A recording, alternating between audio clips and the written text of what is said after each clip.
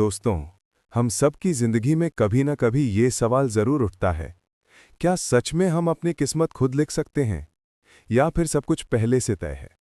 जो होना है वो तो होकर ही रहेगा, फिर मेहनत का क्या मतलब। कई लोग कहते हैं भाई किस्मत साथ दे तो कंगाल भी राजा बन जाता है, और कई कहते हैं मेहनत ही किस्मत बदलती है। तो सच्चाई क्या है? एक बार माता पार्वती और भगवान शिव कैलाश पर्वत पर बैठे थे। तो माता पार्वती ने भगवान शिव से पूछा, महादेव, कुछ लोगों की किस्मत बहुत अच्छी होती है और कुछ लोगों की किस्मत बहुत खराब, ऐसा क्यों? महादेव मुस्कुराते हुए बोले, देवी, इस सवाल का जवाब आपको एक कहानी के जरिए समझाते हैं। बहुत समय पहले एक छोटे से गांव में एक युवक रहता था। उसका नाम था अभय। अभय को अपने किस्मत पर बहुत घमंड था। वो अक्सर कहा करता, जो मेरे नसीब में लिखा है वही मुझे मिलेगा, ना एक रत्ती ज्यादा ना एक कम। एक दिन दोपहर को उसे बहुत जोर की भूख लगी। वो खेतों की तरफ चला गया और एक बड़े से आम के पेड़ के नीचे बैठ गया। ऊपर देखा तो पेड़ पके हुए रस भरे आमों से लदा था। उसने आसमान की ओर देखा और बोला, अगर किस्मत में लिखा है तो ये आम खुद गिरेंगे, मैं उठने वाला नहीं। वो वहीं बैठा रहा।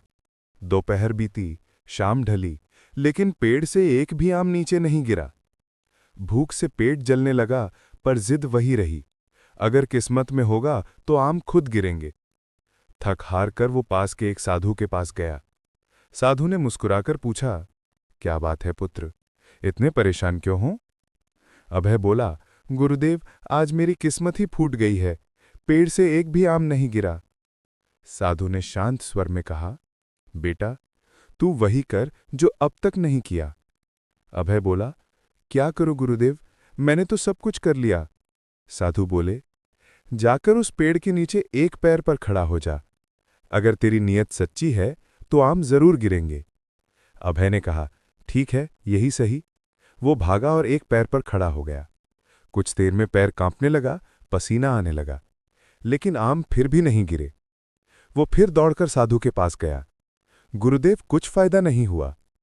साधु मुस्कुराए, अच्छा, अब सिर के बल खड़ा हो जा, किस्मत तेरी पलट जाएगी। अभय फिर चला गया, सिर के बल खड़ा हो गया, लेकिन इस बार भी वही नतीजा, आम नहीं गिरे, उल्टा सिर में दर्द शुरू हो गया। वो हताश होकर फिर साधु के पास पहुंचा। गुरुदेव, अब तो मेरा भाग्य ही फूट गया।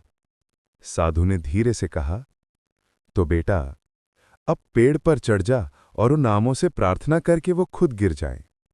अभय ने कहा, यही आखिरी कोशिश है। वो पेड़ पर चढ़ गया, हाथ जोड़कर आमों से बोला, हे आम देवता, मुझ पर दया करो, नीचे गिर जाओ। घंटों बीत गए पर पेड़ चुप रहा। थककर वो फिर साधु के पास लौटा। आंखों में आंसू थे। गुरुदेव, मैं हार गया, मेरी किस्मत खराब है, अब मैं कुछ नहीं कर सकता। साधु मुस्कुराए और बोले, रुको बेटा, एक बार आखिरी बात बताता हूं। उन्होंने पास खेल रहे कुछ बच्चों को बुलाया। उन बच्चों ने छोटे छोटे पत्थर उठाए और पेड़ पर निशाने लगाने लगे। कुछ ही मिनटों में ढेर सारे आम नीचे गिर पड़े। अभय की आंखें चमक उठी। वाह, अब मेरी किस्मत फिर से लौट आई। वो दौड़ा, एक आम उठाया और खा लिया। साधु ने पूछा, अब बताओ बेटा, किस्मत लौटी या मेहनत हुई? अभय चुप रहा। साधु बोले, जब तू खुद पेड़ पर चढ़ सकता था तो आम क्यों नहीं तोड़ा? क्यों इंतजार करता रहा कि किस्मत तुझे खिलाएगी? साधु ने आगे कहा, बेटा, जो अपने कर्म पर भरोसा करता है उसके लिए किस्मत रास्ते खोलती है, लेकिन जो केवल किस्मत पर भरोसा करता है उसके लिए दरवाजे बंद हो जाते हैं। किस्मत का खेल बड़ा सीधा है। जैसे तू कर्म करेगा वैसा ही फल मिलेगा। अगर आज तू मेहनत करेगा तो कल जरूर सफलता तेरे कदम चूमेगी। अभय की आंखों में चमक आ गई। उसे समझ आ चुका था कि किस्मत पेड़ पर लगे आम जैसी है, लेकिन उसे तोड़ने का हक केवल उसी के पास है जो कर्म करने की हिम्मत रखता है। इस कहानी से हमें यही सीख मिलती है कि किस्मत बैठने वालों की नहीं, कोशिश करने वालों की साथी होती है।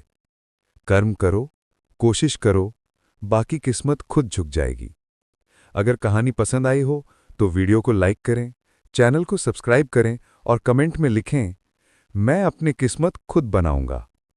मिलते हैं अगली कहानी में। हर हर महादेव।